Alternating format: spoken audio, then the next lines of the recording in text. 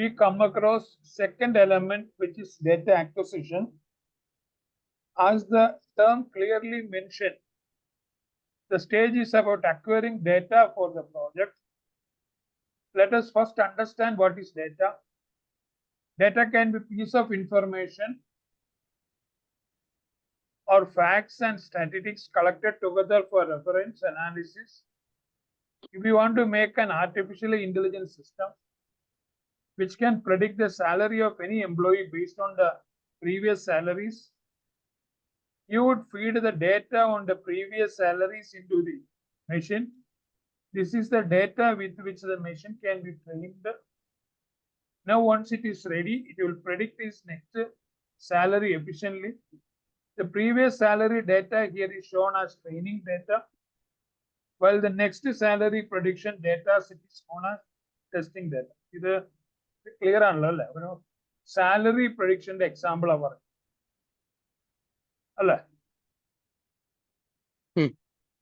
for better efficiency of an AI project, training data needs to be relevant and authentic.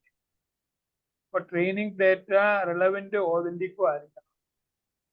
In the previous example, if the training data was not of the previous salary, but of his expenses, the machine would not have predicted the next salary correctly, since the whole training went wrong. Similarly, if the previous salary data was not authentic, that is, it was not correct, then too the prediction could have gone wrong. For data correct allengil our prediction ശരിയാകില്ല. Data features. We have come to the stage of data acquisition.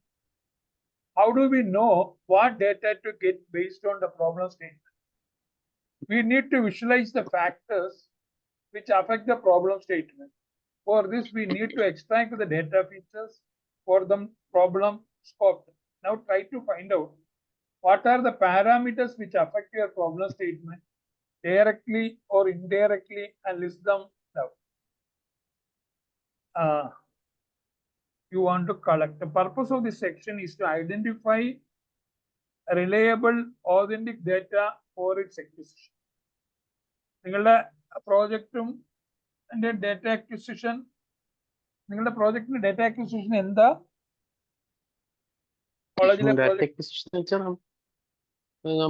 ഈ details എടുക്കണം, കുറച്ച് tourist locations എല്ലാം. അതെ. After finding out the data features, we now need to acquire the same. There exist various sources from which data can be acquired. നിങ്ങൾ എവിടുന്ന് എടുക്കുന്ന data available ആണോ അതോ നിങ്ങൾ തന്നെ എൻട്രി ചെയ്യണോ? നമ്മൾ തന്നെ എൻട്രി ചെയ്യണം. Okay. Not get appropriate data. Data plays an important part of the AI project as it creates a base on which the AI project is built. Data acquired should be authentic, reliable, and current. The acquisition method shall be authentic so that our project does not create any sort of conflicts with anyone. ഇതില് നമ്മൾ നേരത്തെയും കണ്ടതാണ്. സർവേസിൽ കൂടെ, web സ്ക്രാപ്പിംഗിൽ കൂടെ, സെൻസേഴ്സിൽ കൂടെ, ക്യാമറാസിൽ കൂടെ, ഒബ്സർവേഷനിൽ കൂടെ, API കൂടെ ഡേറ്റ എത്തും. നിങ്ങളുടെ ഇതിൽ 6 ഏതാ വരുന്നത്? സർവേസ് പറയാമോ? API ആണ്, ആപ്ലിക്കേഷൻ പ്രോഗ്രാം ഇന്റർഫേസിൽ കൂടെയാണോ ഡേറ്റ വരുന്നത്? അങ്ങനെ പറയാൻ കാരണം എന്താ? APIയും വെബ് സ്ക്രാപ്പിംഗ് വരും കേട്ടോ. വെബ് സ്ക്രാപ്പിംഗ് ആണ് മെയിൻലി. API നമുക്ക് കുറച്ച് ഇപ്പൊ മാപ്പായിട്ട് ഇന്റഗ്രേറ്റ് ചെയ്യുമ്പോൾ API ആവശ്യമുണ്ട്. അതേപോലെ തന്നെ ബുക്കിംഗ് ചില ബുക്കിംഗ് വെബ്സൈറ്റിൽ നിന്ന് എടുക്കേണ്ടി വരും. പിന്നെ നമുക്കിപ്പോ ലൊക്കേഷൻ വേണ്ടി വെബ് സ്ക്രാപ്പ് ചെയ്തിട്ട് കൊടുക്കാം ഡാറ്റ. ഓക്കെ. അപ്പോ വെബ് സ്ക്രാപ്പിംഗിന്റെ പ്രോഗ്രാം ഒക്കെ നിങ്ങൾ എഴുതും അല്ലേ? പൈത്തണൊക്കെ വെച്ചിട്ട്. You use the internet and try to acquire data for your project from some random website. Such data might not be authentic as its accuracy cannot be proved. It becomes necessary to find a reliable source of data from where some authentic information can be taken. ഇവിടെ ഗവൺമെന്റിന്റെ സൈറ്റിന്റെ കാര്യമൊക്കെ പറഞ്ഞിട്ട് list down the ways of acquiring data for project below. പിന്നെ ഒരു system മാപ്പ്. ഈ system മാപ്പ് എന്ന് പറഞ്ഞിട്ട് ഒരു പരിപാടി ഇവിടെ പറയുന്നുണ്ട്. നിങ്ങളുടെ പ്രോജക്റ്റിൽ സിസ്റ്റം മാപ്പ് ഉണ്ടായിരുന്നോ? System architecture diagram. ഇതാണ് സിസ്റ്റം മാപ്പ്. ഇതാണ് അതിന്റെ എക്സാമ്പിൾ. ഇത് കാണാമല്ലോ അല്ലെ? ഡാറ്റ ഫ്ലോ അല്ലേ? ഇതിനവര് സിസ്റ്റം മാപ്പ് എന്നാണ് പറയുന്നത്. കണ്ടല്ലോ അല്ലെ? Rivers, snowy, land surface, ocean, animals, പടം കണ്ടല്ലോ അല്ലെ? ഇതിൽ ആരോയിലും ഒരു പ്ലസ് സൈനും കാണാമല്ലോ അല്ലെ? ആരോയും ഒരു പ്ലസ് സൈനും കാണാമല്ലോ അല്ലെ? ഇത് പ്ലസ് മൈനസും ആകാം. അതെന്താന്ന് വെച്ചാല് ഇൻവേഴ്സ്ലി പ്രൊപ്പോർഷണൽ ആണെങ്കിൽ മൈനസും, ഒന്ന് കൂടുമ്പോൾ മറ്റേതും കൂടുന്ന് കാണിക്കാനായിട്ട് പ്ലസ് ആണ് ഉപയോഗിക്കുന്നത്. ഓക്കെ, അപ്പൊ നമുക്ക് സിസ്റ്റം മാപ്പ് എന്ന് പറഞ്ഞിട്ടൊരു പരിപാടിയുണ്ട്.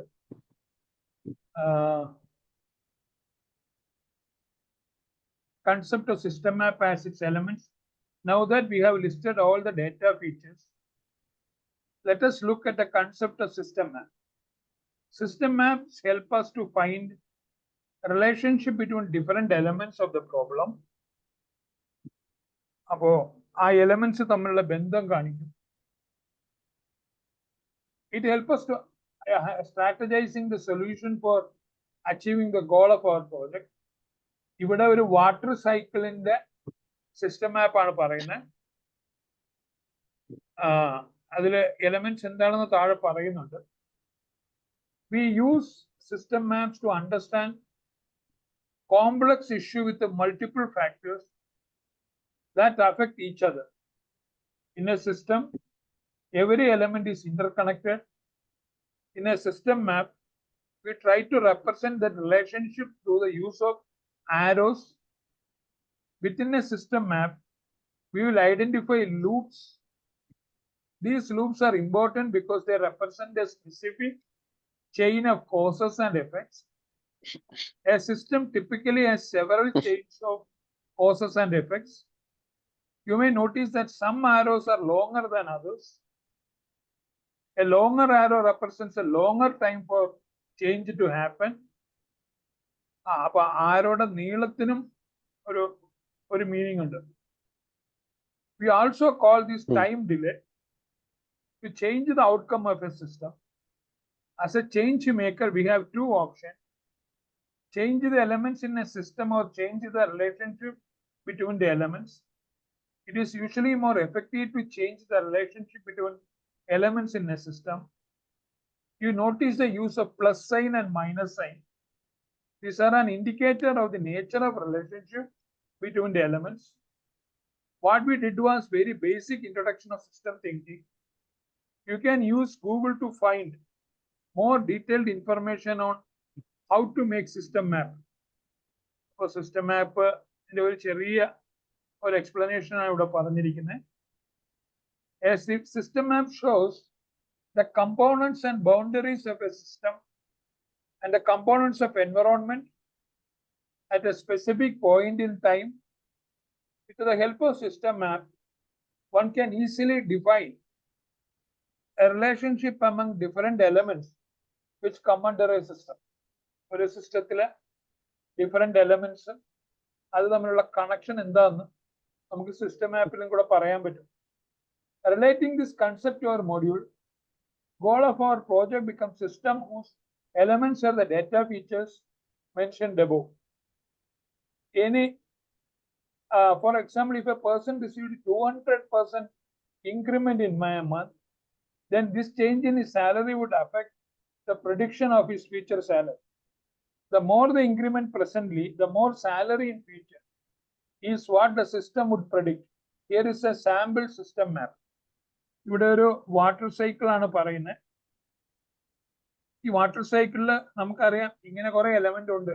ക്ലൗഡും സ്നോയും അണ്ടർഗ്രൗണ്ട് സോയിലും റിവേഴ്സും ഓഷനും ട്രീസും ലാൻഡും അനിമൽസും ഇങ്ങനെ കുറെ എലമെന്റ്സ് ഉണ്ട്. അത് വരയ്ക്കുമ്പോഴാണ് നമ്മൾ ഇങ്ങനെ കാണുന്നത്. ഇവിടെ ഈ പടത്തില് മൈനസ് ഇല്ല. ഇതില് വളരെ ലോങ് ആയിട്ട് വരുന്നത് ഓഷനിൽ നിന്ന് ക്ലൗഡ് ആകുന്നത് കുറച്ച് ടൈം എടുക്കുന്നതാണ്. അണ്ടർഗ്രൗണ്ടിൽ നിന്ന് ട്രീ പ്ലാന്റ്സിലേക്ക് വെള്ളം പോകുന്നത് അത് അത്ര ടൈം എടുക്കുന്നതല്ല. അതേപോലെ ക്ലൗഡ് സ്നോ ആകുന്നതും അതും വലിയ ടൈം കൺസ്യൂമിങ് അല്ല. അപ്പോൾ ഷോർട്ട് ഡിസ്റ്റൻസിലുള്ളത് താരതമ്യേന വേഗത്തിലും റിവേഴ്സിൽ നിന്ന് ഓഷനിൽ എത്തുന്നത് വെള്ളം അത് ടൈം കൺസ്യൂമിങ് അല്ല. പക്ഷെ അനിമൽസിൽ നിന്ന് ക്ലൗഡ്സിലേക്ക് ഒരു ആരോ കൊടുത്തിട്ടുണ്ട്. ദാറ്റ് ഇസ് എ ലോങ്, അതൊരു വലിയ ലോങ് പ്രോസസ്സാണ്. അതേപോലെ തന്നെ ഓഷനിൽ നിന്ന് അത് ക്ലൗഡ് ആകുന്നതും വലിയൊരു ലെങ്തി പ്രോസസ്സ്. അപ്പൊ അതിന്റെ നീളം, അതിന്റെ ഒരു റിലേഷൻഷിപ്പ് അങ്ങനെയുള്ളത് നമുക്ക് സിസ്റ്റം മാപ്പിൽ കൂടെ എക്സ്പ്ലെയിൻ ചെയ്യാൻ പറ്റും. In the system map all the elements of water cycle are put in circles. അപ്പോൾ എലമെന്റ്സ് എല്ലാം നമ്മൾ സർക്കിൾസിലാണ് കൊടുത്തിരിക്കുന്നത്. The map here showcase and affect the relationship of elements with each other with the help of arrows. Arrowhead depicts എന്ന് പറഞ്ഞാൽ describe ചെയ്യും the direction of the effects plus or minus show their relationship. If the arrow goes from x to y with a plus sign, it means that both are directly related to each other. If x increase, y also increase, and vice versa. On the other hand, if the arrow goes from x to y with a minus sign, it means that both the elements are inversely related to each other, which means x increases, y could decrease, and vice versa. അങ്ങനെ ഒരു കാര്യം പറഞ്ഞു. ഇതിന് system മാപ്പ് draw ചെയ്യുന്ന സൈറ്റുകളുണ്ട്. You can also use this animated tool for drawing and understanding system map. നമ്മൾ DFD ഒക്കെ വരയ്ക്കുന്ന പോലെ ഇത് ഈ സിസ്റ്റം മാപ്പ് വരയ്ക്കുന്ന സൈറ്റുകളും ഉണ്ട്. How will you differentiate between training data and testing data? Elaborate with examples. ഒന്ന് ഡിഫറൻഷിയേറ്റ് ചെയ്യുമോ? ട്രെയിനിങ് ഡേറ്റയും ടെസ്റ്റിംഗ് ഡേറ്റയും തമ്മിൽ? ട്രെയിനിങ് ഡാറ്റ നമ്മൾ മോഡല് ലേൺ ചെയ്യാൻ വേണ്ടി യൂസ് ചെയ്യുന്ന ഡാറ്റയാണ്. പിന്നെ ടെസ്റ്റിംഗ് ഡാറ്റ മോഡൽ ട്രെയിനിന് ശേഷം അതിന്റെ ആക്യുറസി ടെസ്റ്റ് ചെയ്യാൻ വേണ്ടി യൂസ് ചെയ്യുന്നു. ഈ ഡേറ്റ തമ്മിൽ എന്തെങ്കിലും വ്യത്യാസമുണ്ടോ? സെയിം. ട്രെയിനിങ് ഡാറ്റ ലേബിൾഡ് ആയിരിക്കും, ടെസ്റ്റിംഗ് ഡാറ്റ ലേബിൾഡ് ആയിരിക്കില്ല.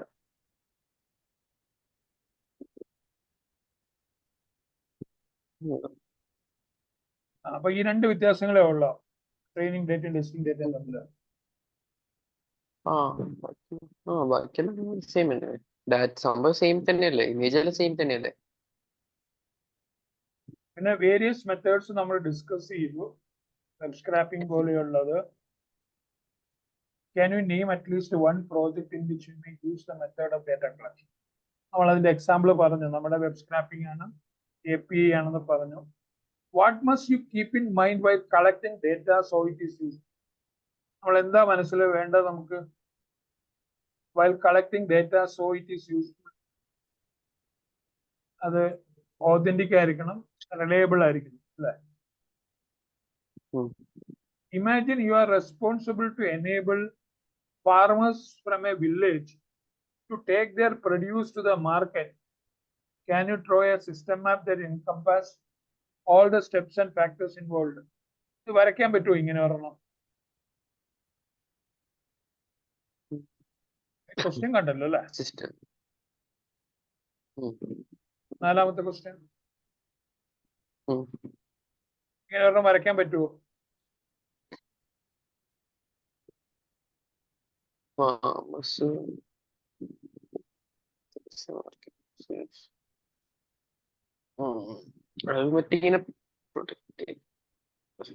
ഒരെണ്ണം ഒന്ന് ട്രൈ ചെയ്യുക.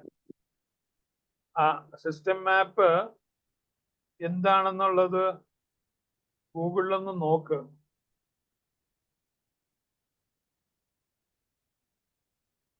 ഞാൻ ജസ്റ്റ് ആ ക്വസ്റ്റ്യൻ ഇങ്ങോട്ടേക്ക് ഇടുക. ഒരെണ്ണം ഒന്ന് പ്രിപ്പയർ ചെയ്ത് തരാം. Okay. Question കിട്ടിയല്ലോ അല്ലേ? Imagine you are responsible to enable farmers from a village to take their produce to their market for sale. Can you throw the system? Can you throw a system map that encompass all the steps and factors? ഒന്ന് വരച്ചിട്ടേ ഉം. ഒന്ന് വരച്ചിട്ടൊന്ന് ഇട്ടുതരാം കേട്ടാ. ഉം. Okay. ഇതുലെ name a few government websites from where you can get open source data. നമുക്കറിയാലോ government site open source data കിട്ടുന്ന അറിയില്ലേ? ആ. അതല്ലെങ്കിൽ നമുക്ക് സെർച്ച് ചെയ്തെടുക്കുകയും ചെയ്യാം. Data exploration. Data exploration. Which one of the following is the second stage of AI process? അത് data acquisition ആണ്. പ്രോബ്ലം സ്കോപ്പിംഗിൽ വരുന്നത് 4WS ക്യാൻവാസ് ആണ്. Which of the following is not valid for data acquisition? Announcement നമ്മൾ ഇതിനകത്ത് പറഞ്ഞില്ല. If an arrow goes x to y with a minus sign, it means x increase, y decrease. The direction of relationship അത് X increase Y decrease എന്നുള്ളതാണ്. X to വൈയില് opposite എന്നല്ല.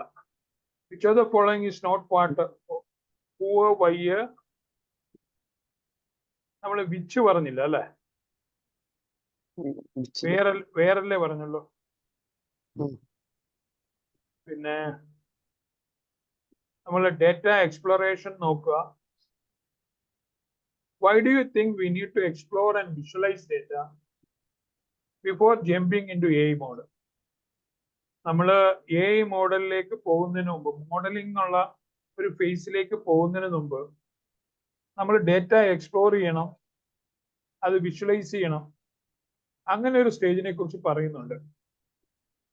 When we pick up a library book, ഉദാഹരണം ഇതാ, അത് നമുക്ക് useful ആണോ എന്ന് നോക്കുന്ന ഒരു രീതി. അത് നമ്മൾ എന്തെങ്കിലും പുസ്തകം വാങ്ങുക, സാധനം വാങ്ങുക എന്ന് പറയുമ്പോൾ നമ്മൾ ഇതിന്റെ ഒരു ചെറിയ ഫേസിൽ കൂടെ പോകുന്നുണ്ട്. We tend to look at the book cover, read the back cover and skim through the concept of the book prior to choosing it. Has helped us understand if this book is appropriate for our needs and interests. അപ്പോ data exploration എന്തിനാന്ന് ചോദിച്ചാല് നമ്മളെ data കണ്ടിട്ട് നമ്മൾ തീരുമാനിക്കുകയാണ് ഇത് നമുക്ക് പറ്റുന്നതാണോ. അങ്ങനെ ഒരു തീരുമാനത്തിന് വേണ്ടിയിട്ടാണ് നമ്മൾ ഡേറ്റ എക്സ്പ്ലോറേഷനിലേക്ക് പോകുന്നത്. When we get a set of data in our hands, spending time to explore it will help us get a sense of trend, relationship and patterns present in the data. It will also help us better decide on which model to use in the subsequent AI project cycle stage. We use visualization as a method.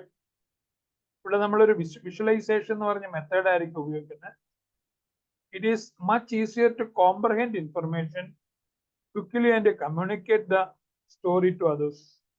അപ്പോ data എക്സ്പ്ലോറേഷന്റെ purpose ഇതാണ്. അവിടെ പലപ്പോഴും നമ്മൾ ഉപയോഗിക്കുന്ന technique വിഷ്വലൈസേഷൻ്റെതാണ്. അപ്പോ നിങ്ങളുടെ പ്രോജക്റ്റിലും നിങ്ങളുടെ data collect ചെയ്ത് കഴിഞ്ഞ് നിങ്ങളുടെ ആ ഡേറ്റ എക്സ്പ്ലോറേഷൻ എന്ന് പറഞ്ഞ ഒരു സ്റ്റേജ് കഴിഞ്ഞല്ലോ അല്ലെ? ഹലോ ഇതുല്ലേ?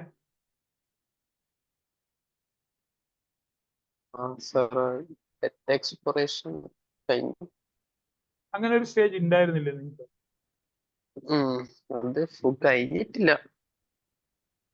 നിങ്ങള് അങ്ങനെ ഒരു സ്റ്റേജ് ആവശ്യമുണ്ട്. അങ്ങനെയാണെങ്കിൽ നമ്മൾ ആ എക്സ്പ്ലോറേഷൻ സ്റ്റേജിൽ നമ്മുടെ ഡേറ്റ ഒരു വിഷ്വലൈസേഷൻ അങ്ങനെയുള്ള കുറച്ച് കാര്യങ്ങൾ വെക്കുക അവിടെ.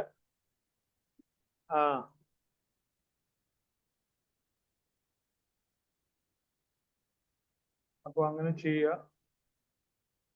Various types of graphs using an online open source website.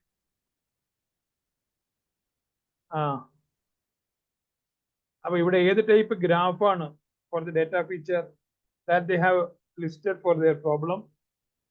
Let them take their time in going through the each graph and its description and decide which one. ഇവിടെ നമ്മൾ മുമ്പ് പഠിച്ചപ്പോൾ നമ്മൾ മാറ്റ്പ്ലോട്ലിബ് പോലെയുള്ള ലൈബ്രറി പൈത്തണിൽ വിളിച്ചിട്ട് വിഷ്വലൈസേഷൻ ചെയ്തു. പിന്നെ വേറെ ഒരെണ്ണം മൈക്രോസോഫ്റ്റിന്റെ ആ ടൂളിന് എന്താ പേര് പറയുന്നത്? മൈക്രോസോഫ്റ്റിന്റെ ടൂള് വിഷ്വലൈസേഷൻ പവർ ബി. അപ്പോ അതിന്റെ ഒന്ന്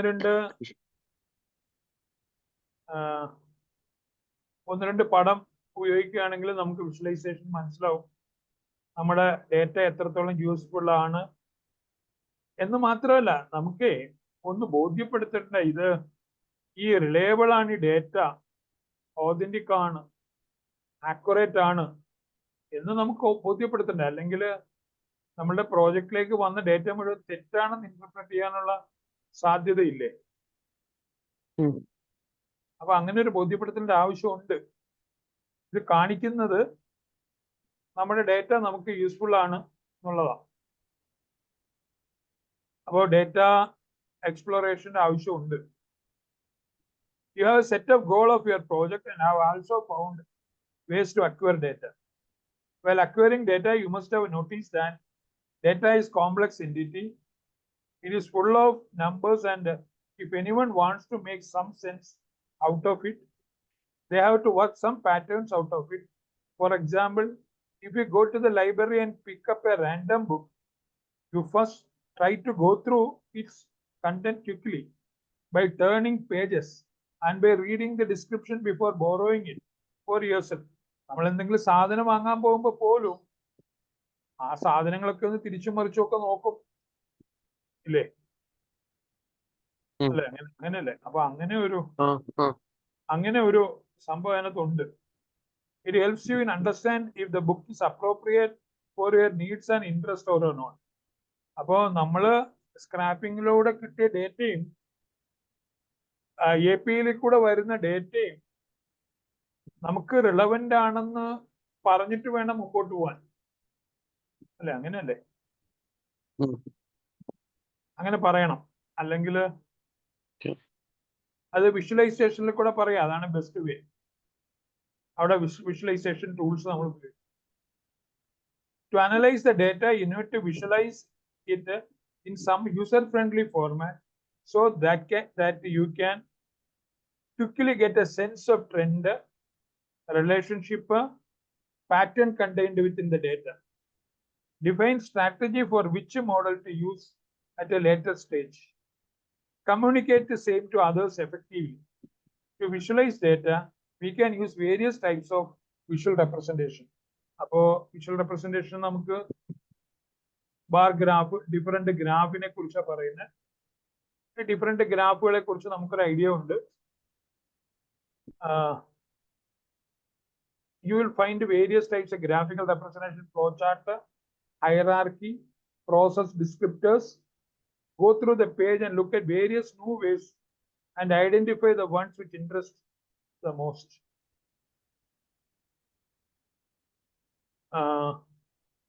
ഈ ഡേറ്റ വിഷ്വലൈസേഷൻ നമുക്ക് പരിചയമുള്ള എന്തെങ്കിലും ആയിരിക്കാം.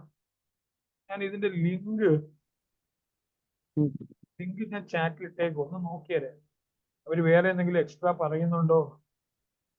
ഡേറ്റ വിഷ്വലൈസേഷന്റെ explore various data visualization techniques. databizcatalog.com അങ്ങനെ ഒരു സൈറ്റ് ആണ് കൊടുത്തിരിക്കുന്നത്. അത് പറഞ്ഞു, ഞാനത് ചാറ്റ് വിൻഡോയിൽ ഇട്ടിട്ടുണ്ട്. Bar chart, line chart, scatter plot, tree diagram, ഇതൊക്കെ അങ്ങനെ തന്നെ കാണുന്നുണ്ടല്ലോ അല്ലെ? കാണുന്നുണ്ട്. Identify the icons of different graph. ഇതെന്താ സംഭവം? Identify the icons of different graph, ഇതെന്താണെന്നൊന്ന് പറയാവോ? 4 ഗ്രാഫ് ഉണ്ട് ഇവിടെ.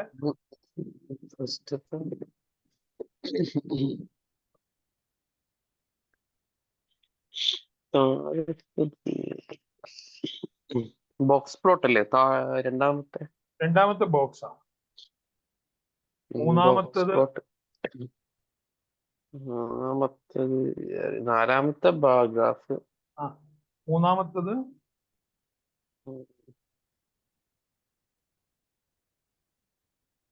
ഈ സ്കാറ്റർ പ്ലോട്ട് അല്ല, ഒരു സ്കാറ്റർ പ്ലോട്ട് പോലെ ഒരു സംഭവം ഇല്ലേ? അത് സ്കാറ്റർ പ്ലോട്ട് ആണോ? അത് അല്ല, ഇതിനകത്തൊരു ബബിള് പോലെയൊക്കെ അല്ലേ? അപ്പൊ അത് രണ്ടിന്റെ പേരൊന്ന് അറിഞ്ഞു വെച്ചേക്ക. ഇത് സ്കാറ്റർ പ്ലോട്ട് എന്ന് പറയാൻ പറ്റില്ല, ഈ ബബിള് പോലെ എന്തൊക്കെയോ ഉണ്ട് അവിടെ. അപ്പോ 1 ഉം 3 ഉം ഒന്ന് നോക്കി വെച്ചേക്ക. ഒന്നാമത്തത്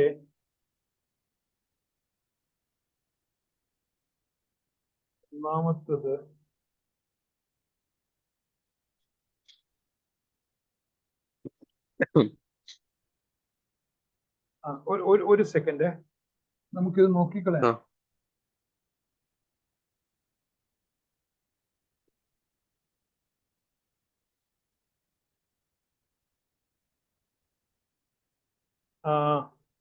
ചാറ്റ് GPT എടുത്തിട്ടാണ്, ചാറ്റ് GPT തന്നെ ഉപയോഗിക്കാം.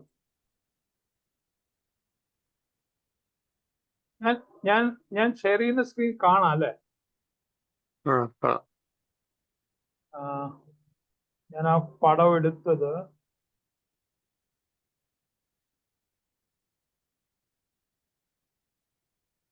അത് ഇവിടെ പേസ്റ്റ് ചെയ്തു.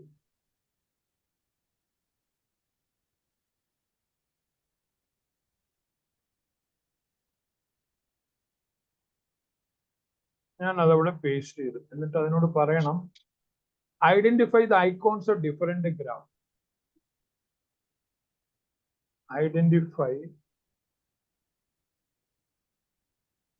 the icons of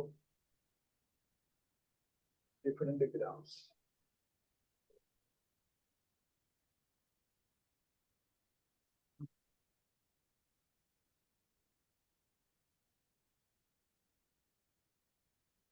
Stacked area chart, അതാണ് ഫസ്റ്റ്.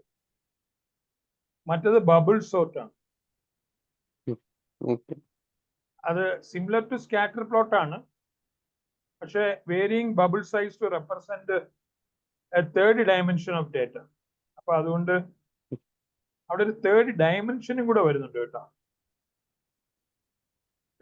സാധാരണ 2 ഡയമെൻഷനല്ലേ റെപ്രസെന്റേറ്റ് ചെയ്യുന്നത്, അതിനകത്ത് ഒരു തേർഡ് ഡയമെൻഷൻ കൂടെ വരുന്നുണ്ട്. ബോക്സ് പ്ലോട്ട് എന്ന് പറയുന്നത് whisker plot, box and whisker എന്നും പറയുന്നുണ്ട്. Distribution of data showing medians, quarters and positive outliers. Stacked area chart represents cumulative values over a time with the different categories stacked on top of each other. അപ്പോ നമ്മള് അത് പറഞ്ഞു അല്ലെ? ഞാനേ പടം ഇട്ടപ്പോ അതിനകത്ത് 3 എണ്ണം ഉണ്ടായിരുന്നുള്ളൂ, അതാ 3 എണ്ണം പറഞ്ഞു. ഞാൻ താഴത്ത് ഇട്ടില്ലായിരുന്നു, ഞാൻ ആ സ്ക്രീൻ പ്രിന്റ് ഔട്ട് എടുത്തപ്പോ അത് ഉണ്ടായിരുന്നില്ല. ഇത് 5 new data visualization technique. ഇത് ഞാനിപ്പോ ഒരു ഡേറ്റ വിസ് കാറ്റലോഗ് പറഞ്ഞല്ലേ, ഇതുമായിട്ട് ബന്ധപ്പെട്ടിട്ട്